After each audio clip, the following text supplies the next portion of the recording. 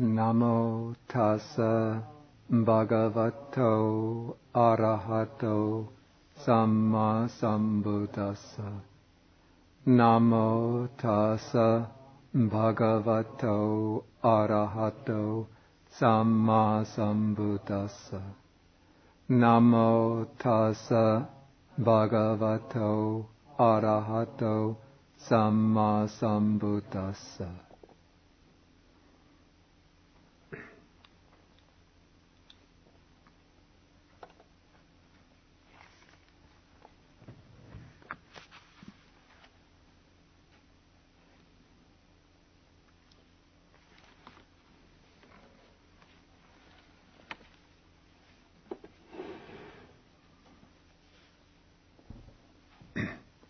Okay, we will continue now with the study of the Satipaṭṭhāna Sutta. This is Sutta number 10 in the Majjhima Nikaya. And last time we spoke about the meditation on the four great elements. We're on page 148 in the book. We spoke about the meditation on the four great elements. That's number 5 in contemplation of the body. And now we come to the meditations 6 to 14. These are actually 9 meditations, which are really all part of one group, which are called the 9 charnel ground contemplations. And these, if you've read the sutta, you'll notice that these are developed with, you might call, loving attention to detail.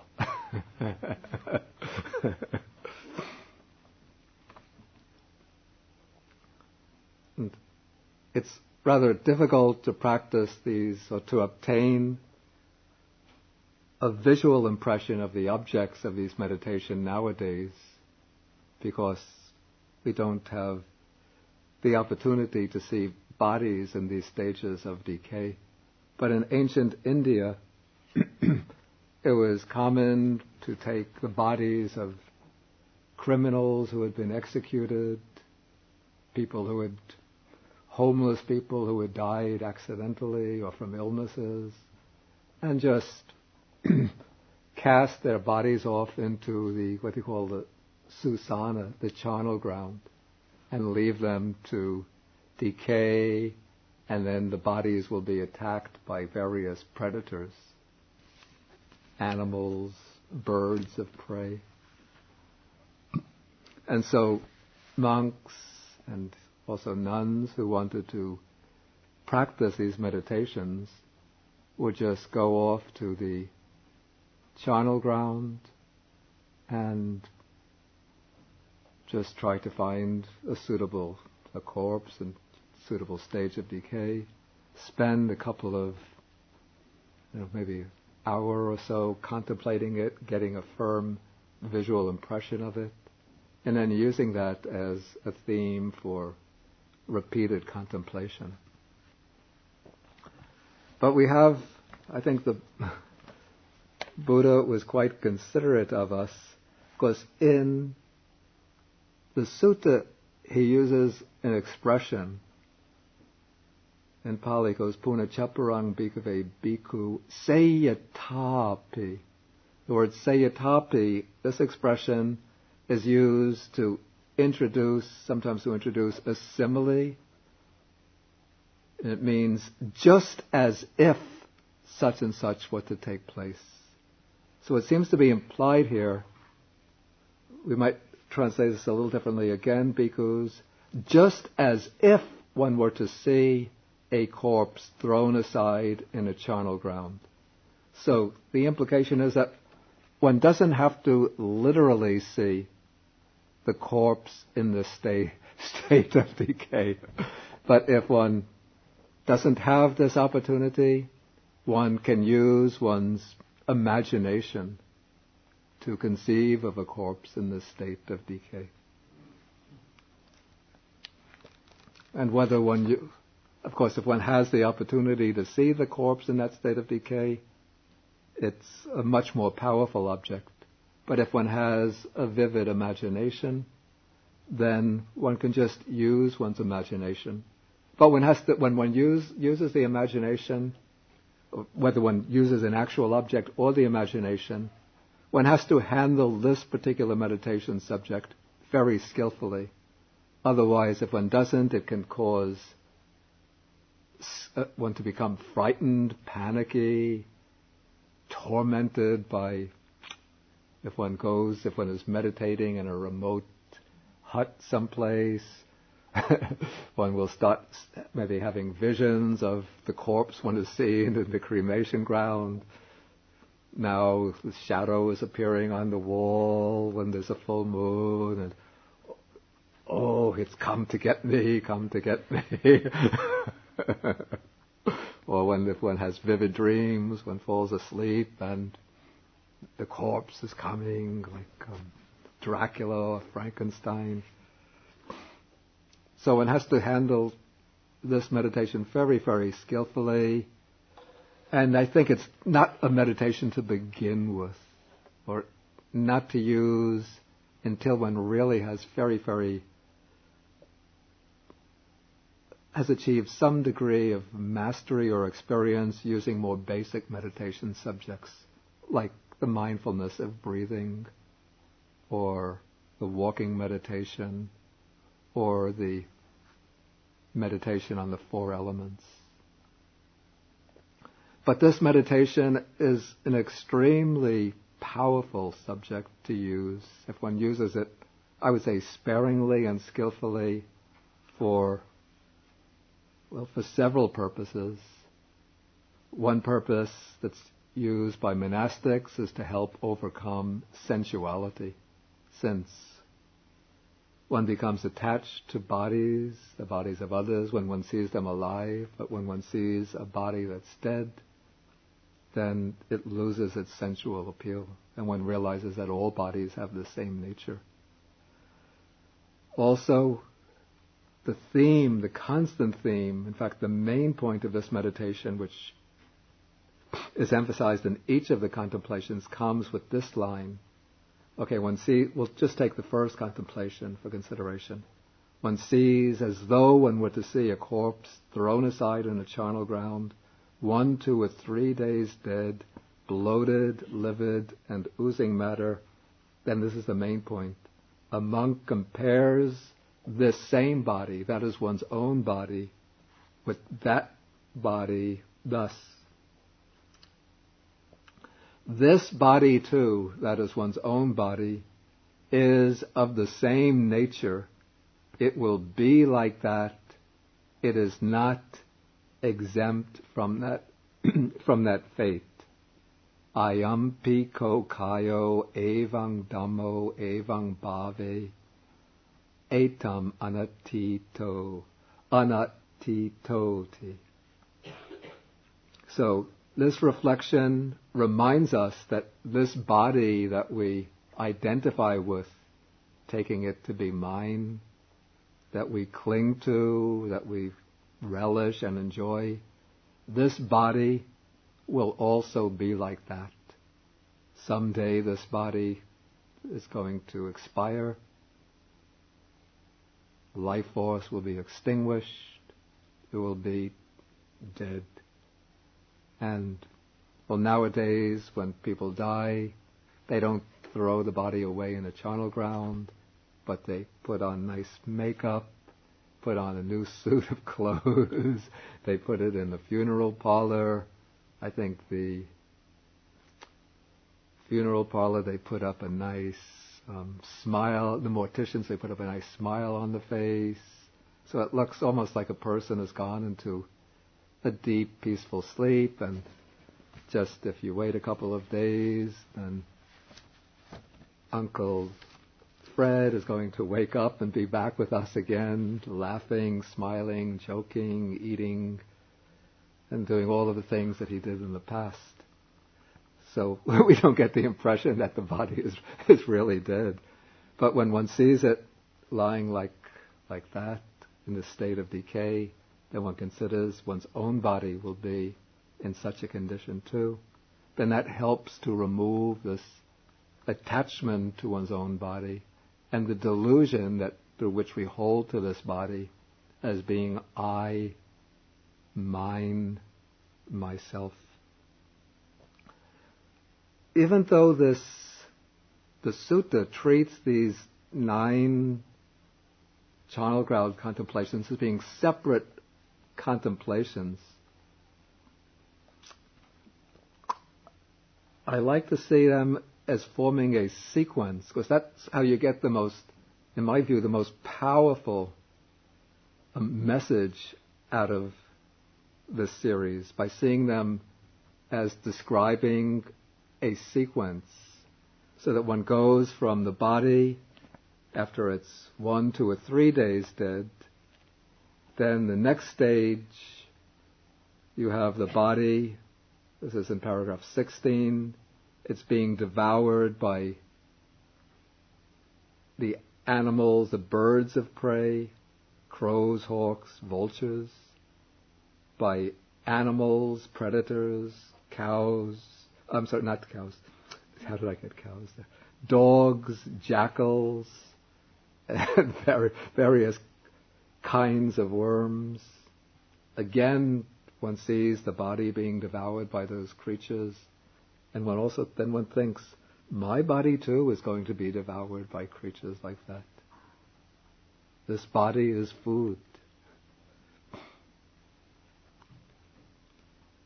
Then one goes to the next stage, when the body is what's left of the body, the skeleton with some flesh and blood on it, held together with sinews. Then all of the flesh has been eaten away, decayed.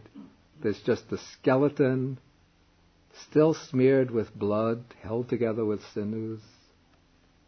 Then there's the skeleton, no more flesh and blood, just a plain skeleton held together with sinews. Then the next stage, I guess the sinews have decayed and maybe some animals have pulled the bones away, so now the bones are scattered in different directions, so that even the impression of there being a skeleton is now vanished, and it's just bones, different bones here and there.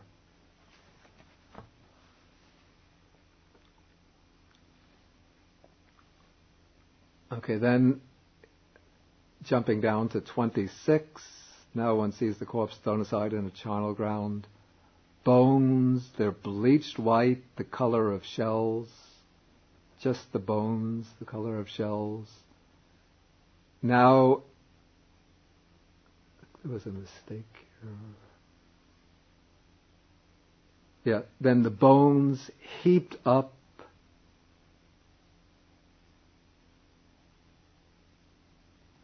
Then bones, I think that goes, then the next one is actually bones more than a year old, rotted and crumbled to dust. And so now the bones themselves are just crumbled to dust. So out of this whole body, there's nothing left but dust. Now I like to take it one step further, where the wind has blown the dust of the bones away, or the dust of the bones has settled into the earth so that it's not even distinguishable anymore as the dust of bones, but it's just become part of the earth. And so now the complete empty nature of the body becomes manifest, like there's now nothing there anymore. Maybe the easiest way to get this is with cremation. It all takes place, instead of having to extend over a period of a year, just in a few hours you have the whole body put into the fire, exposed to the heat. Then the next day, go to the site of the cremation, and all that's left is, you see some bones left, pieces of bone, a lot of ashes, and that's all that was there of the person.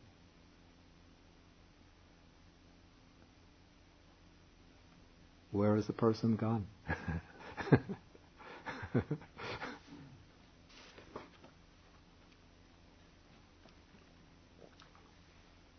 Okay, and in each case, when one does this reflection, one applies it to one's own body thus.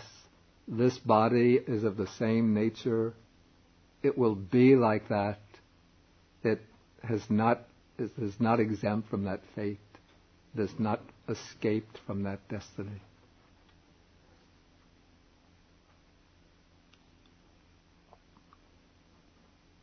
Okay, so in this way, the Buddha goes on, one abides contemplating the body as a body internally with regard to one's own body. One abides contemplating the body as a body externally. One could apply the same idea to the bodies of others. Actually, one sees that all those who are alive now are subject to the same fate, the same destiny. Or one abides contemplating the body as a body both internally and externally. One takes one's own body, the bodies of others who are alive now, and one applies to them the same thought, that they are of the same nature as that corpse in some state of deterioration. They are not exempt from that fate.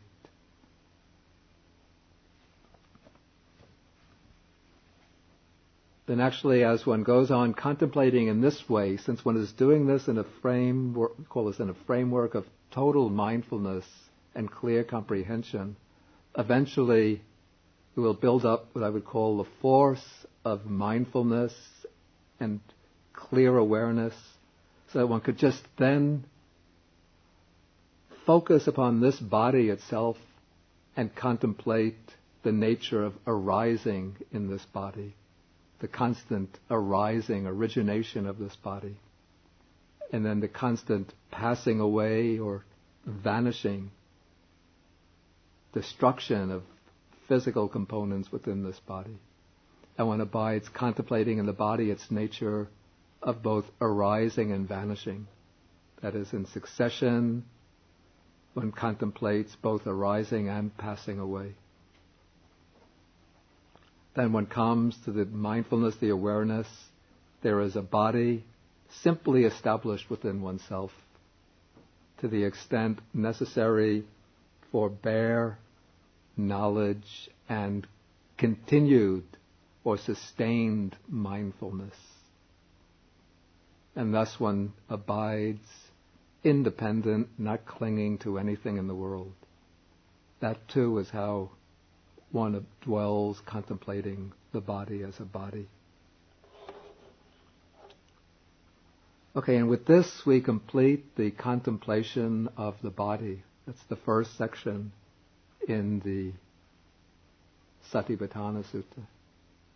So now at this point I'll ask whether there are any questions either on this section or on anything from the previous sections before we go further. Dr. Murray? I have some simple questions that you may wish to answer at different time. With respect to this contemplation, one can no longer clings to the body and relative to one sees that I am not that. Yeah. But that doesn't take one to the understanding that I am nothing at all, or that there is myself. Yeah, at that point this is not brought in. This is not yet a complete, it's not yet setting out the complete course of insight. But now this is just, at this point this is just, what is just described here as the way of contemplating the body in order to see that this body is of the same nature as that one, and that this body is not exempt from that fate, that this body will also undergo death and then decay. And so that helps to break the identification with the body. But the sutta is not yet setting out the whole course for the development of wisdom, but it's setting out the method for establishing right mindfulness.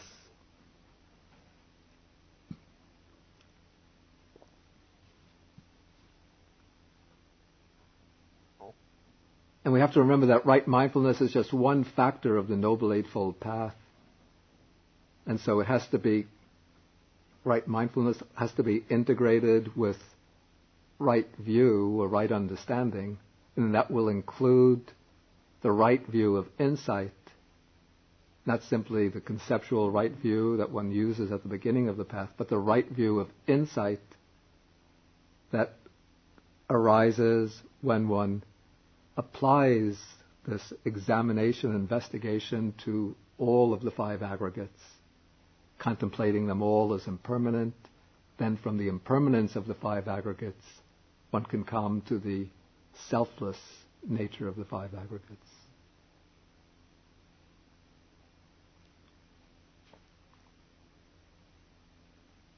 One doesn't see, in the Satipaṭṭhāna Sutta, the Buddha doesn't bring in, well, let's say the text of the Satipaṭṭhāna Sutta doesn't bring in explicitly the contemplation of the three characteristics, impermanence, unsatisfactoriness, and non-self.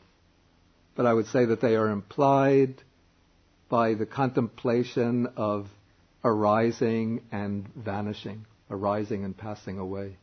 That is the doorway, the entranceway to the understanding of impermanence. Then from other suttas, one could understand impermanence as either the direct doorway to the understanding of non-self, or else a little more indirect route, impermanence to unsatisfactoriness or suffering, then impermanence and suffering together leading into non-self.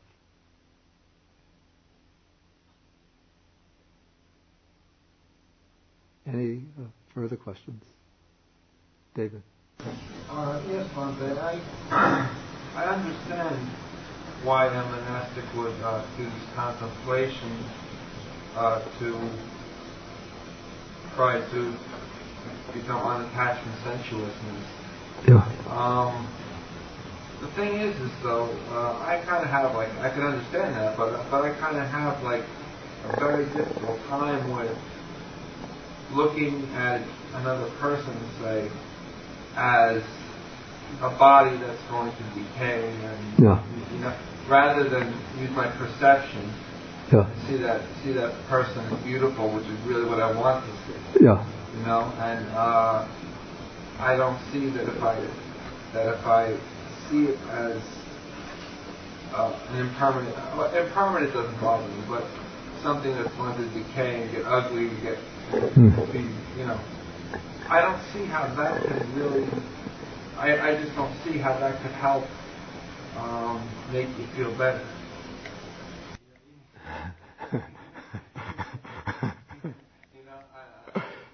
The object isn't really to help you feel better.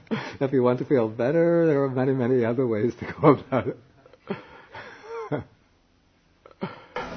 But I'm saying, when you're living life and you it's impermanent and everything, but you like to enjoy. I understand the impermanence about being unattached from impermanence. Yeah. Do that because that's difficult. When somebody dies, people have a lot of problems with that. Yeah. So I understand that. But it seems to be like a division for me, like two different sides of it that I can understand, but I can't just lean towards one. It's also, I have to say, it's not a method of meditation that's to be used in an obsessive way. I would call it a therapeutic meditation, to be used for the specific purpose of helping to reduce and eventually to break the attachments.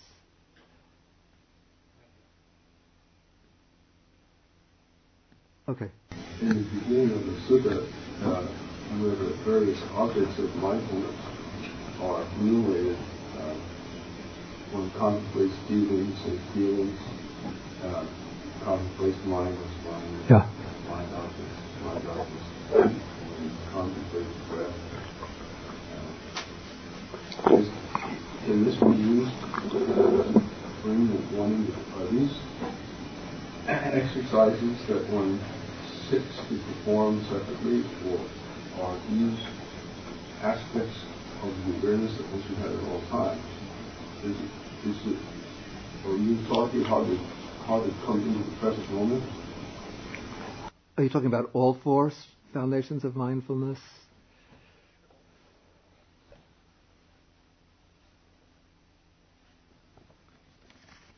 First, I would say to develop the foundations of mindfulness really requires taking up a particular attitude of mind, so that it's difficult to maintain that attitude of mind in, let's say, continuously in the routines of daily life. Though I would say the advice given within the sutta should be applied to the best of one's ability within the routine, let's say, the routine schedule of one's daily life.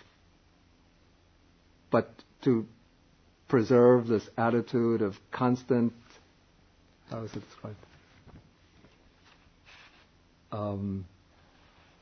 Remaining ardent, fully aware and mindful, having put away covetousness and dejection towards the world.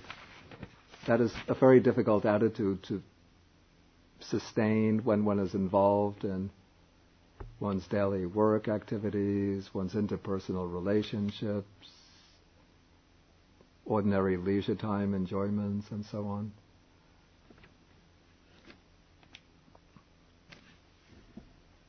And so it presupposes for constant development that one has withdrawn from active engagement in the ordinary activities of the world, and that one is devoting time specifically to developing this particular framework of mind, this particular attitude of mind. Which is why, in order to practice the four foundations of mindfulness, people go on meditation retreats. Because it's only in the setting of a retreat that one can build up the momentum in order to understand how these four foundations of mindfulness are to be practiced consistently. But once one gains that experience, then one can have some knowledge of how to apply it within daily life. And particularly the advice on what's called clear comprehension or full awareness, that gives some indications of how one is to apply mindfulness in daily living. And so one can, to some extent, try to apply mindfulness in everyday life. One way to do that is to have a daily meditation practice. So one has certain periods each day that one sets aside specifically for practicing one of these meditation exercises. Usually people will take something like mindfulness of breathing. And then through that practice, one builds up a certain momentum of inward observation, awareness of one's, even through mindfulness of breathing, which is initially a body contemplation, but through that practice one learns to become aware of one's own feelings, one's own states of mind, and to recognize these states of mind in the course of one's daily life, so that one knows how to deal with them skillfully in one's daily life, so that one doesn't become victimized by them so often, by the unwholesome states of mind. And so even in the little interactions of day-to-day life, in moments of leisure in day-to-day life, one knows how to turn the mind skillfully to one of these objects of mindfulness and use those little periods of leisure, of non-engagement, in order to develop further one's mindfulness and attention to that primary meditation object.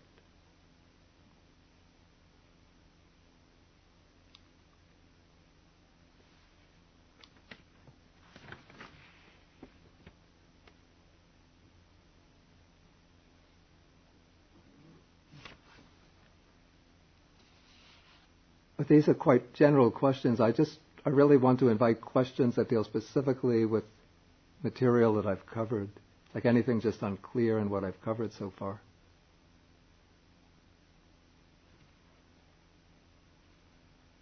Okay, then shall we go on to the next major section?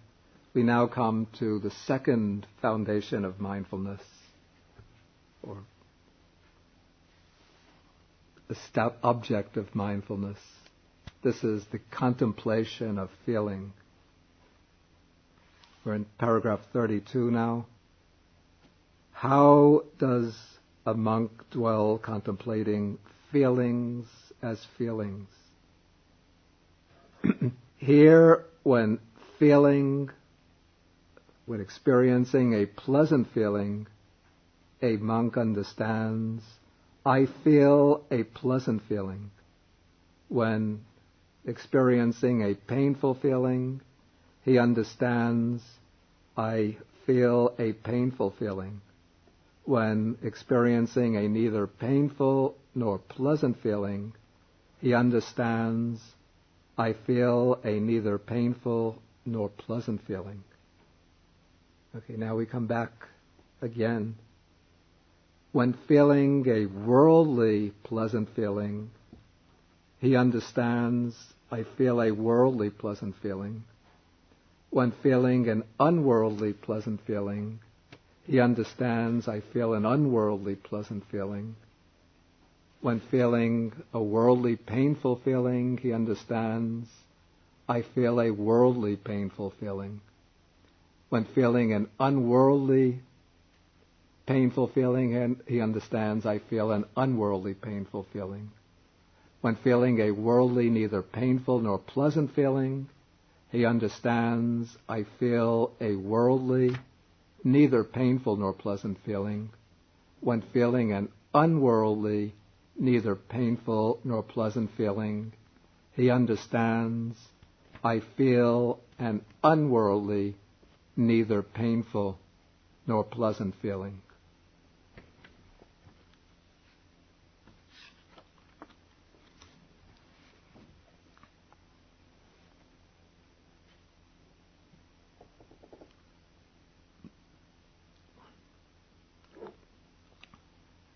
Okay, I said when I introduced the Satipaṭṭhāna Sutta that our experience, like the primary divisions of our experience, are bodily experience, that's the kaya, and the mind, that's the citta. But in between the two, there is another domain of experience which is extremely important, and this is feeling. Feeling is a type of mental experience, but it's so important and so distinctive that the Buddha has placed it in a category of its own. And he makes it in the 5 aggregates. He has a separate aggregate called the aggregate of feeling. And in the foundations of mindfulness, the contemplations of mindfulness, there is a separate section, the contemplation of feeling. But now we have to understand what is meant here by feeling. In English, the word feeling often suggests emotions, but that is not what is meant by Vedana. Vedana is an important component of emotions, but emotions would be a very complex phenomenon.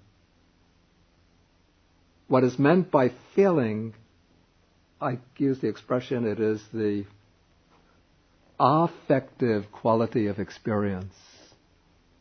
That is the quality of experience the way we experience things in terms of being either pleasant, painful, or neither pleasant nor painful. That is neutral feeling.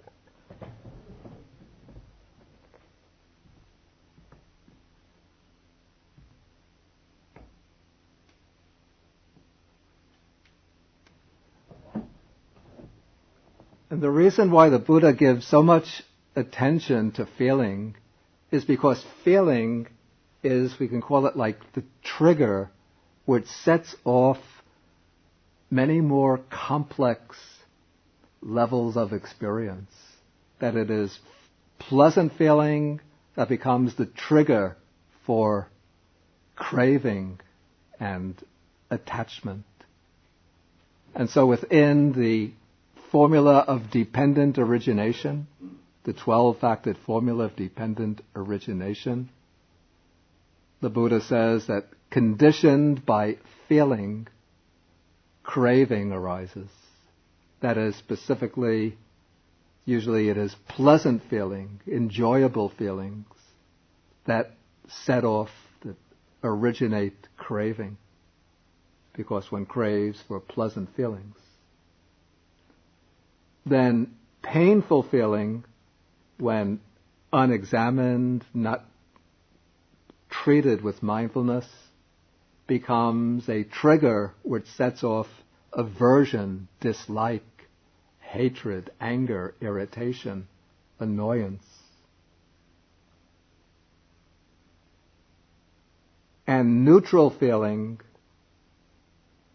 that's neither pleasant nor painful, is a trigger that sustains a state of dull equanimity, dull indifference, apathy, this kind of complacent settling into to a complacent acceptance of the present without any sense of inspiration, without any urge to change, to develop oneself.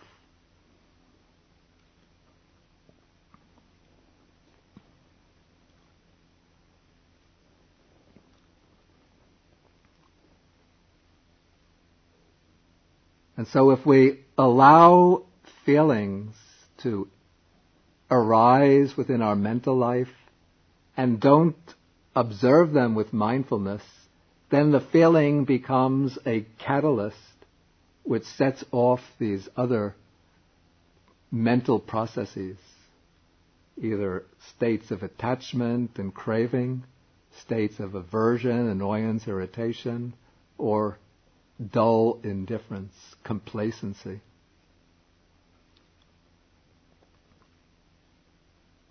And therefore the Buddha has taken feeling and put it into a separate category and made it a separate domain of contemplation. And by treating feeling as an object of mindfulness, on the one hand, we're able to prevent feeling from setting off these unwholesome mental processes. And we're also able to penetrate deeply and understand the conditioned nature of our experience, because we can see how feelings arise and how the mind tends to react to them, to respond to them.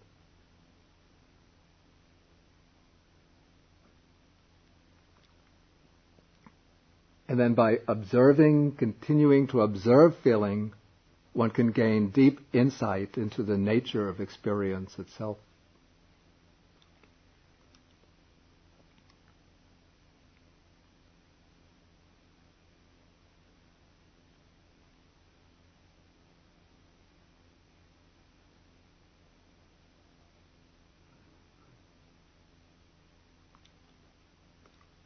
Then feeling tends to come into, become prominent within the meditative process at some point after one has begun practicing with the body as a primary object of meditation.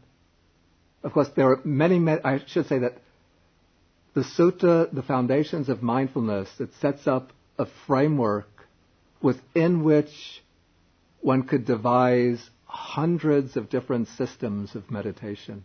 There are many, many different methods or systems of meditation which are rooted within the Sutta, the Foundations of Mindfulness, using different techniques. So there will be some meditation teachers who use mindfulness of the body as the primary meditation object, or one of the exercises in mindfulness of the body. And then they will bring in mindfulness of feeling, contemplation of mind, later as additions to the contemplation of the body.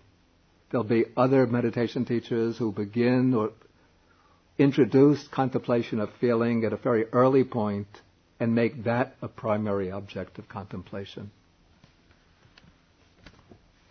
One of the most famous, of course, is Goenka, and teaches in his tradition.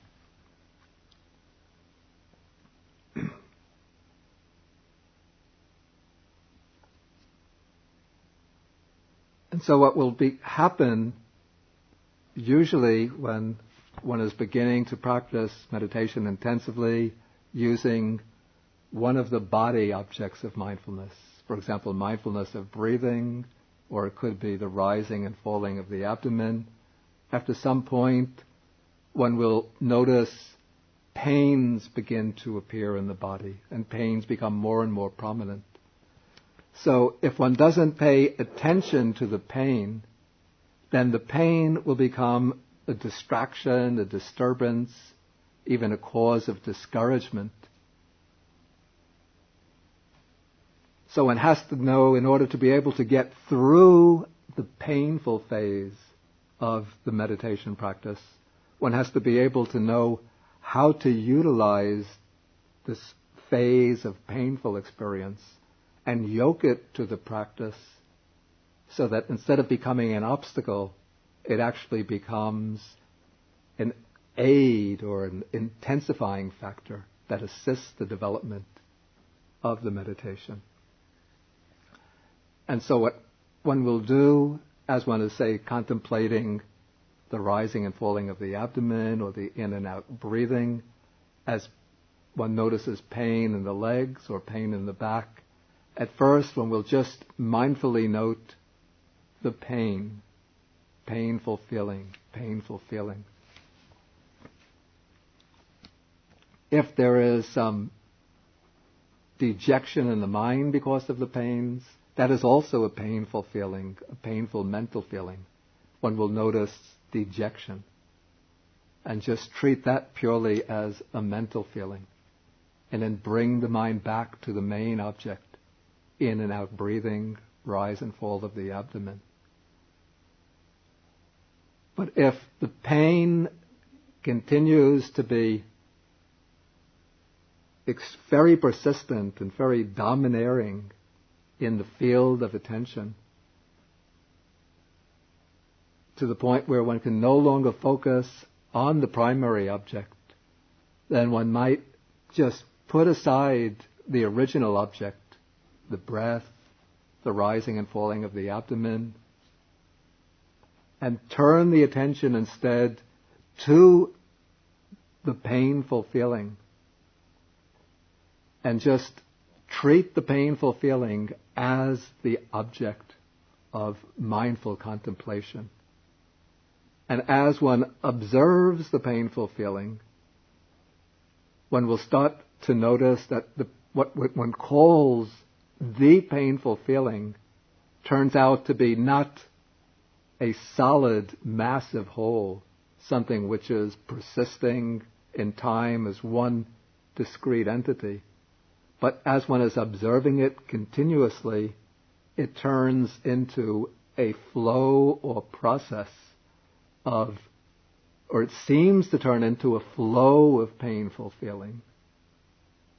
But as one attends more and more closely to this apparent flow of painful feeling, that in turn breaks up into a sequence, a series of discrete moments, you might call them flashing moments, of momentary painful feelings, each one distinct from its predecessor and the following feeling.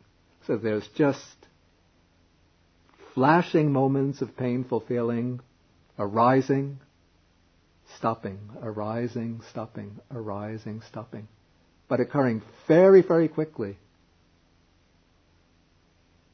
And so as one is observing them, one is seeing within the painful feeling the truth of impermanence becoming manifest. Even though it seems like the pain is the most permanent, could seem like the most permanent thing in the world, but the pain itself, that one conceptualizes as pain, turns out in actuality to be a series of just moments of painful feeling.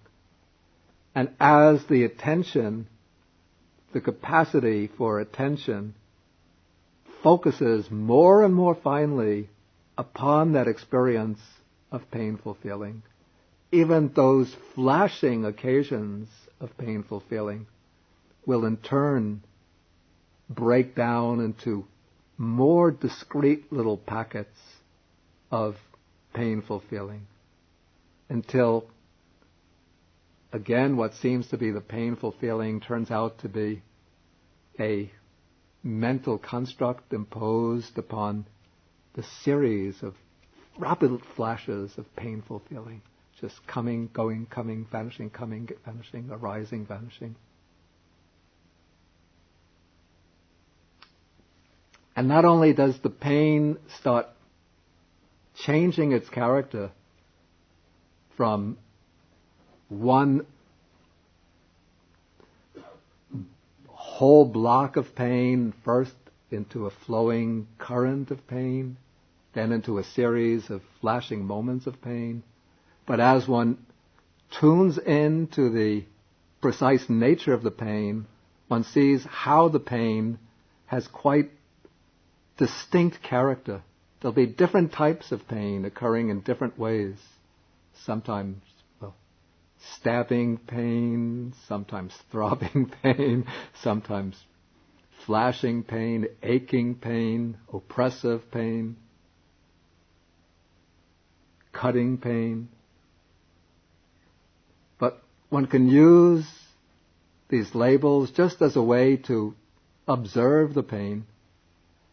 And as one is observing it, turning it into an object, it ceases to be something that oppresses and torments one. But it becomes an interesting object of observation, just like looking at a distant planet through a telescope, or maybe some species, some cell, some species of microscopic animal life under a microscope. And so one examines all of the different flavors or textures of the painful feeling. And one notices that from moment to moment, or from occasion to occasion, the textures, the flavor of the painful feeling will change. That also brings into the field of awareness the characteristic of impermanence. And then if one persists, after some time, the painful feeling itself will stop, and the body again settles into the new posture, and the mind can go back to the primary object. And when this happens, and the mind becomes strongly concentrated, then there will arise feelings of pleasure, pleasant feeling. And then that, if it's allowed to go unexamined, can become again a danger in itself, that one gets carried away by the pleasant feeling, rapture, bliss, joy. And then one tries to hold on to it, to cling to it. And when that happens, then one has become, again, a victim of craving or attachment, but this time to a spiritual pleasure. In fact, when one tries to hold on to that pleasure, that causes the pleasure to diminish, to decrease. And so one has to note when pleasant feeling arises, one just notes it as pleasant feeling and lets go of it.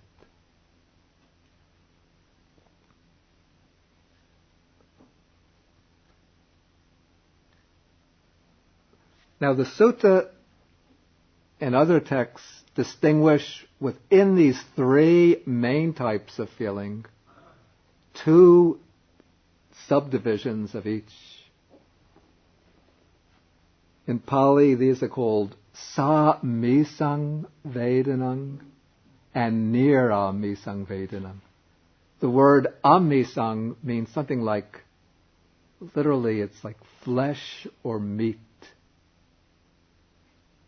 And so samisang vedanam is what I would translate as carnal feeling or worldly feeling. And so there can be a worldly, pleasant feeling. That would be a pleasant feeling which is in some way connected with sensual enjoyment. A worldly, painful feeling would be a painful feeling that arises from a failure to obtain some object, some worldly object that one wants.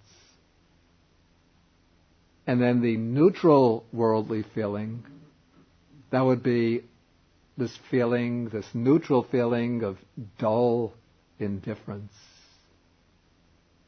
This feeling neither pleasant nor painful, but just a kind of dull settling back, apathy, indifference, complacency, a kind of feeling accompanied by a sense of complacent acceptance of the status quo.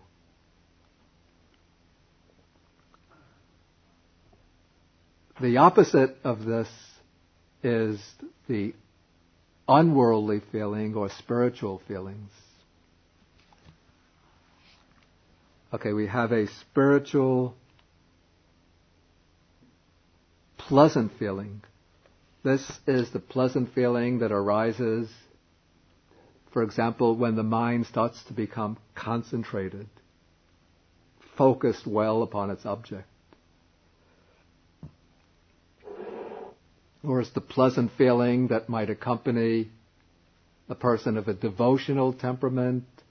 When they come into a Buddhist temple, they might see a beautiful statue of the Buddha, then they might do vandana, they might bow down to the Buddha image, then the mind gets uplifted with joy and happiness. That's a spiritual pleasant feeling. Or when one is practicing loving kindness, then the mind radiates with joy and happiness. Or people who have a generous temperament, when they're able to give gifts, to practice giving, then they experience joy and happiness. So this is a wholesome type of happiness, wholesome type of pleasure, which is a good type of pleasure, the type of pleasure that should be cultivated.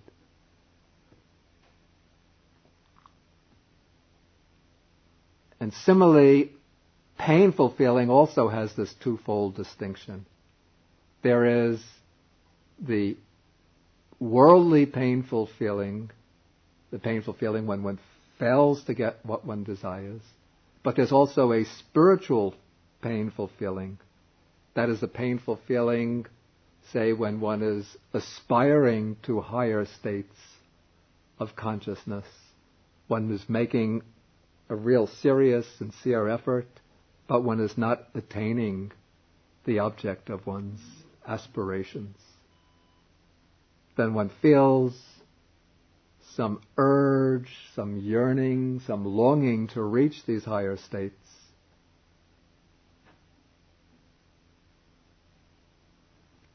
And it causes some pain within oneself that one hasn't reached them. And so even though technically, from looking at this from an Abhidhamma point of view, that kind of painful feeling would have to be classified as unwholesome. But this is, from a spiritual point of view, it's still a valuable type of painful feeling. Because this is what motivates one to perform wholesome deeds or to continue one's practice in order to reach the object of one's aspiration. Or also, sometimes if one considers one's actions in the past, say before one met the Buddha Dhamma, we might have behaved foolishly. Then one thinks, oh, how could have I done such foolish, unwholesome deeds? Then one feels some kind of pain in the mind, unhappiness. We call vipatisara in Pali, regret, or maybe chanwei in Chinese, sense of remorse, repentance. So, this feeling, it's a painful feeling, but it's a good type of painful feeling because it motivates one to change oneself and one sees the benefits that come from developing wholesome qualities, from eliminating unwholesome qualities. And so one is motivated to continue along that practice.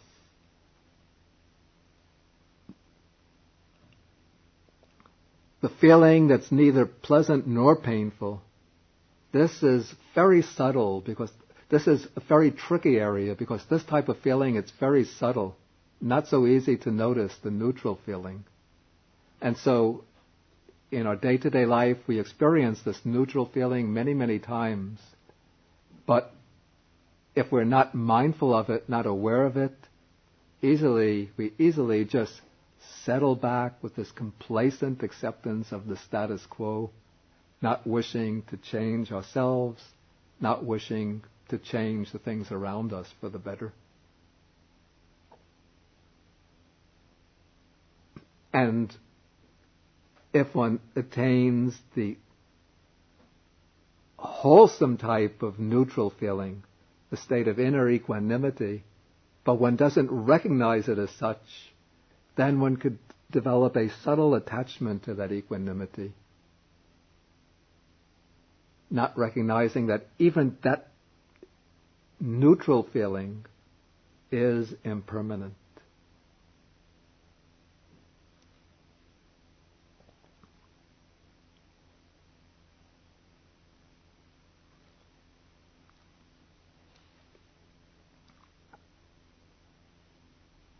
One very important aspect about the Buddha's teaching, where the Buddha differs from the ascetics that were his contemporaries, is that the Buddha, you see, the contemporaries of the Buddha thought that pleasant feeling should always be avoided, that the way to liberation, the way to enlightenment lies through painful feeling. But the Buddha made this distinction between two types of pleasant feeling, two types of painful feeling. The worldly and the unworldly, both pleasant feeling and painful feeling, have that twofold division. And he taught that the worldly pleasant feeling and the worldly painful feeling, as well as the worldly neutral feeling, those feelings have to be overcome. But the spiritual pleasant feeling,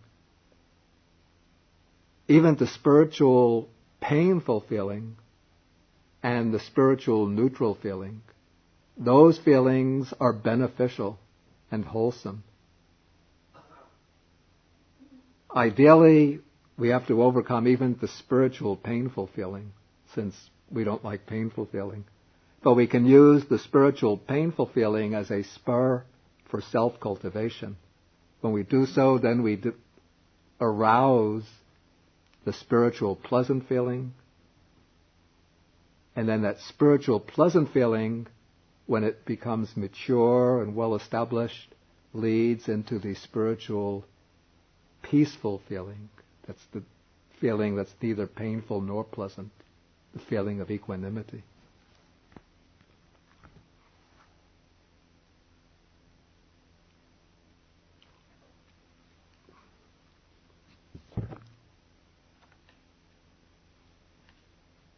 Okay, so the practitioner here, the monk that's being described in the sutta, whenever one feels one of these feelings, one recognizes that one is feeling that feeling. If one is using the body as a main object of meditation, one would not start turning to the feelings whenever one is feeling one of these feelings, because one is always experiencing one feeling or another.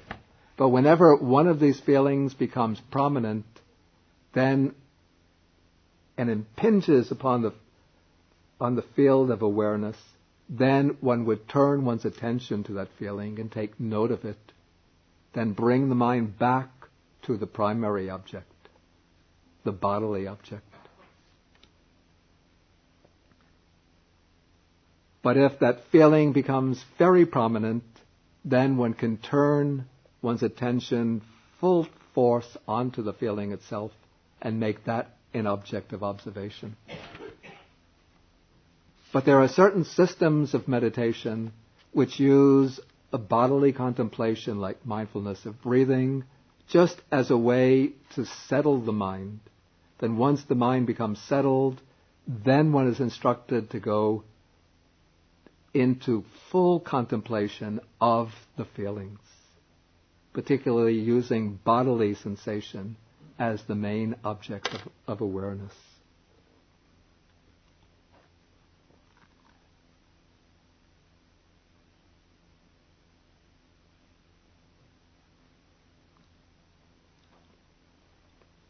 And so in this way, now we come to the insight portion, paragraph 33. In this way, he dwells contemplating feelings as feelings internally, or he dwells contemplating feelings as feelings externally, or he dwells contemplating feelings as feelings both internally and externally. Now this paragraph raises an interesting question. How does one dwell contemplating feelings as feelings externally?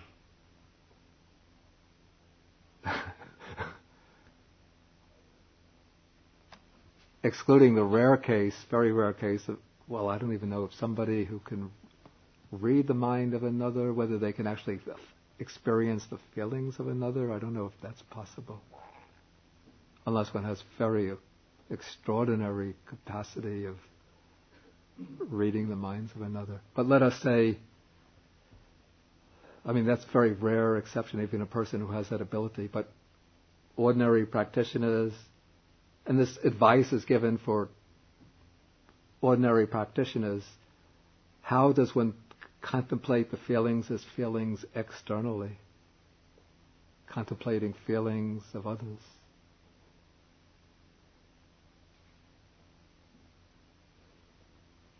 You said on some of the earlier sections on the body, we just consider that other people have these sorts of feelings. Yeah, I think that's the only way that it could be done.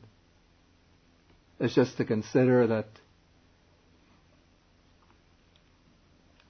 I myself am not the only one who's experiencing these feelings, but all other, because thought with human beings, are also experiencing pleasant, painful, neutral feelings. I guess you can ask the guy next to you, how do you feel? Well, if you're doing a silent meditation course, then there's a monitor or teacher saying, I told you not to talk. You're not supposed to talk. What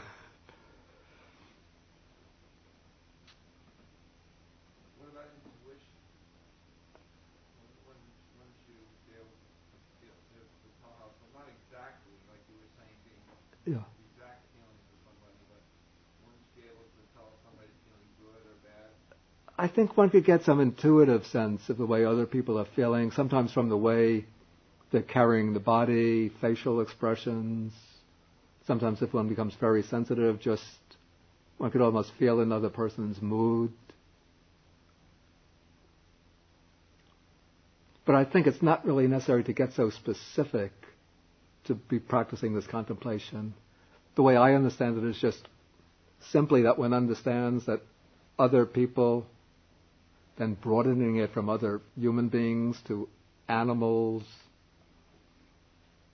are also experiencing pleasant, painful, neutral feelings. In fact, what's very remarkable thing sometimes that I think,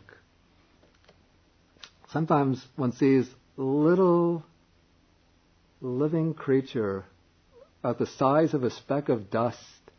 Sometimes it might be crawling on one's hand, or you see it crawling on a little leaf. And when you first look at it, it looks just like a speck of dust, a little speck of dirt. But then when you look again, it's moving or crawling. And you consider that this little creature, its reflecting, the whole universe is being reflected by that creature. It has a mind which is mirroring the entire universe, just like our own mind is. Yet when you look at it, it looks just like a speck of dust. And so you could think so many creatures, millions and millions of creatures, doing the same thing.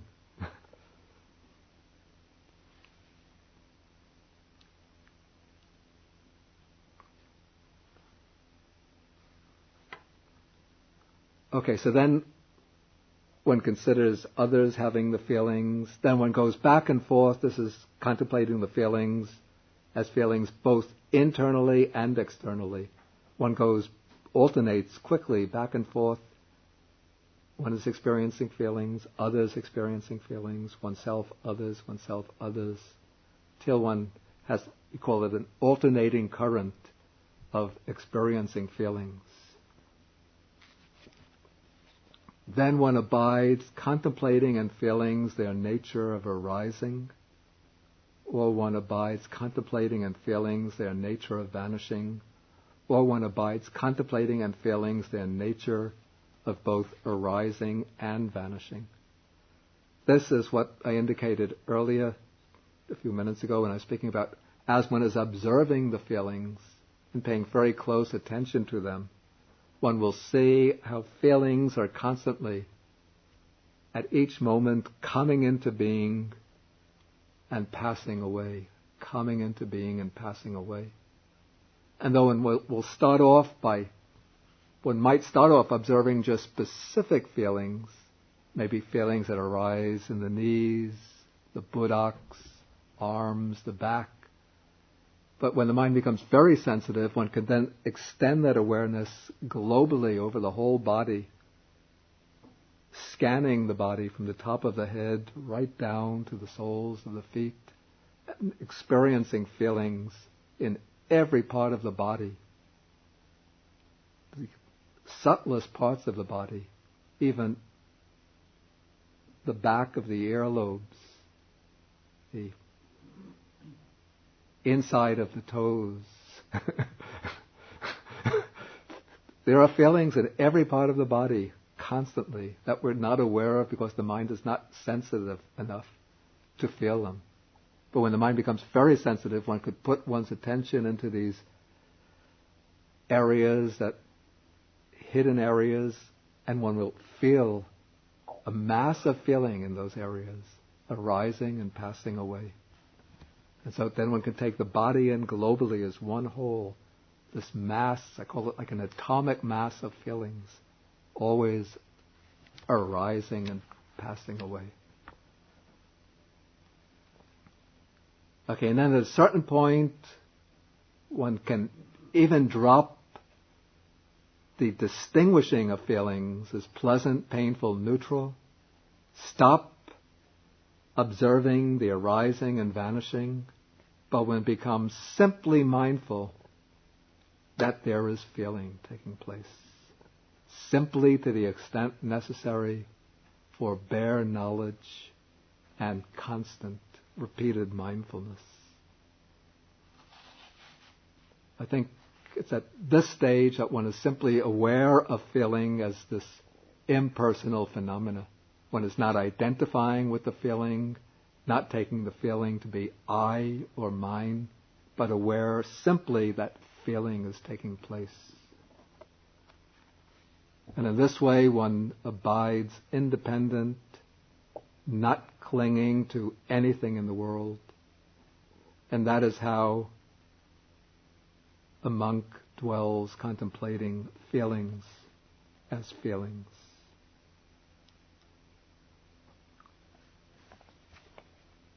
Okay, now I'll ask again whether there's any questions. Dr. Murray. When you gave the example of observing the light and the small creature, the size if you contemplate as contemplating part of contemplating feeling externally, Well, we don't usually... I don't do that as an exercise in meditation. It was just something that occurs to me when I see a little creature that small.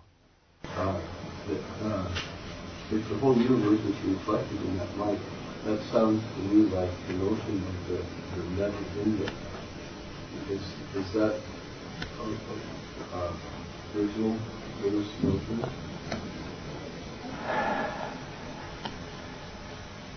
The idea of Indra's net, it's not explicitly developed within the Pali Suttas.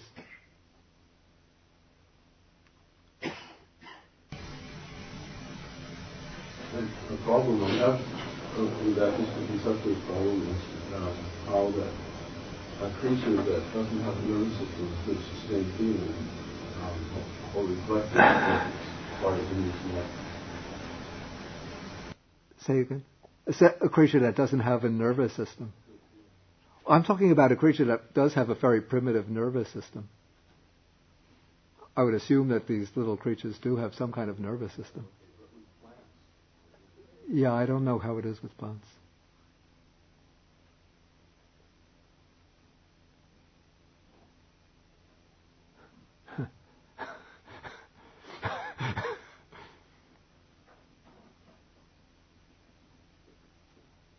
There were experiments. I don't know whether they've been scientifically validated, but there was a book published in the 1970s called The Secret Life of Plants, which spoke about how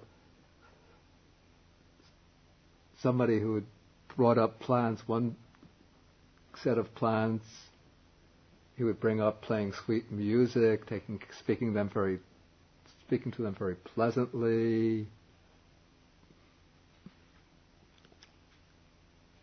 He would give both sets of plants the same amount of water, the same nutrients, but one set of plants he would play pleasant music, speak to them gently. The other set of plants, he didn't play any music, he spoke to them harshly. And the set of plants that he spoke to gently and played sweet music, they grew in a more healthy way and thrived more than the plants that he spoke to harshly and neglected.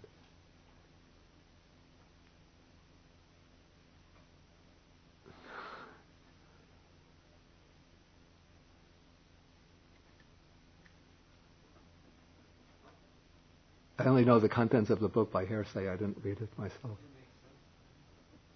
It makes sense to me. It doesn't mean that the plants have consciousness, but in some way they're sensitive to the way they're treated. Any further questions on the sutta? Yeah. Yeah.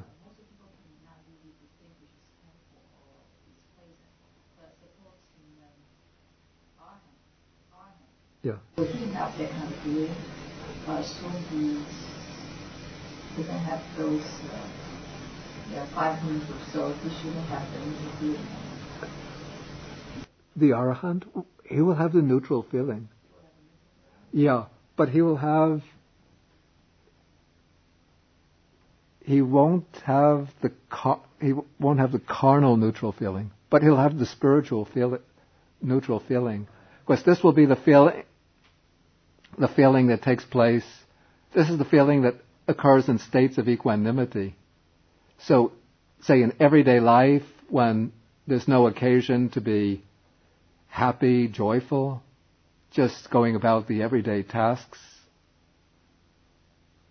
then his state of mind, the feeling that accompanies his state of mind will usually be neutral feeling. If he goes into the 4th jhana, the feeling in the 4th jhana is neutral feeling. In the 3 lower jhanas, it's pleasant feeling.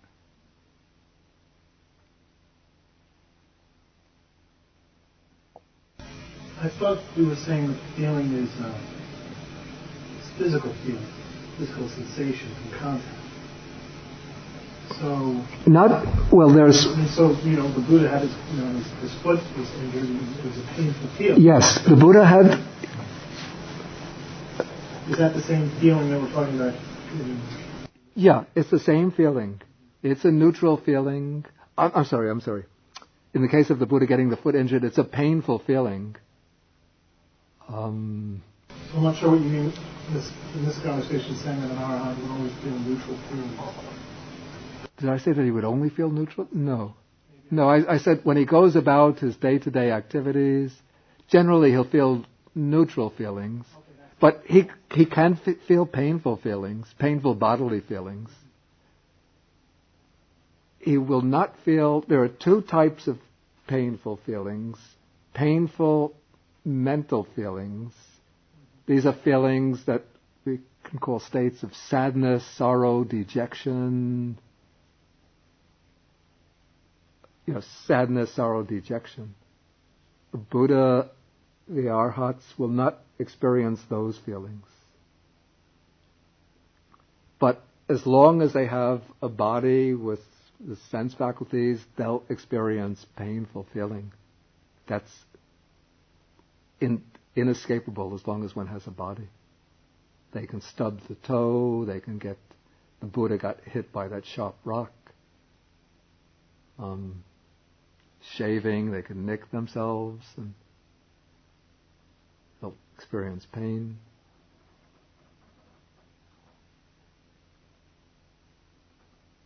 Can they experience it indirectly? I mean, I know they don't experience it directly with pain, but they have to have some kind of an idea or some kind of perception that a person is in pain, or that they can see.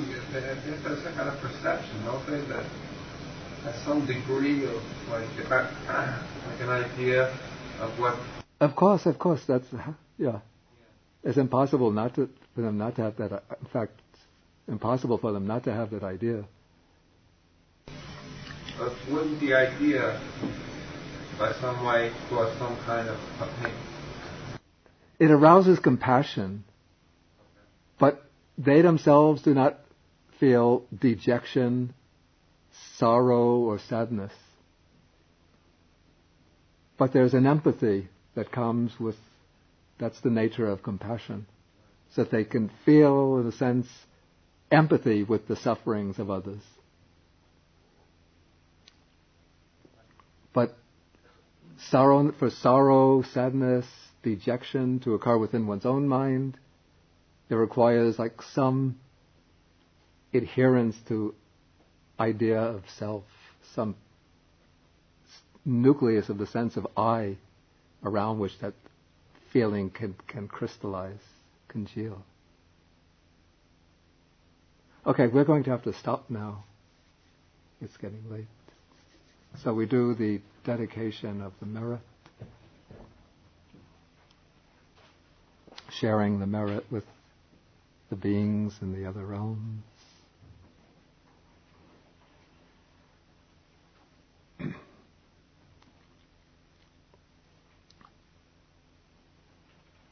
Akasata chabumata deva naga mahitika punyantang anumoditva chirang rakantu sasanang. Akasata chabumata deva naga mahitika punyantang anumoditva chirang rakantu desanang. Akasata chabumata deva naga mahitika punyantang anumoditva chirang rakantu mang parang. Etavata chaham ehi sampadang punya sampadang sabbe deva anumodantu sabba sampati siddhya.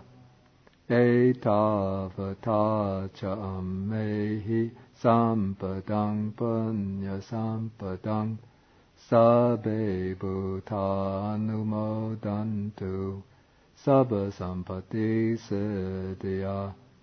Etavata cham hehi sampadang punya sampadang sabbe sata anumodantu sabba sampatti siddhya.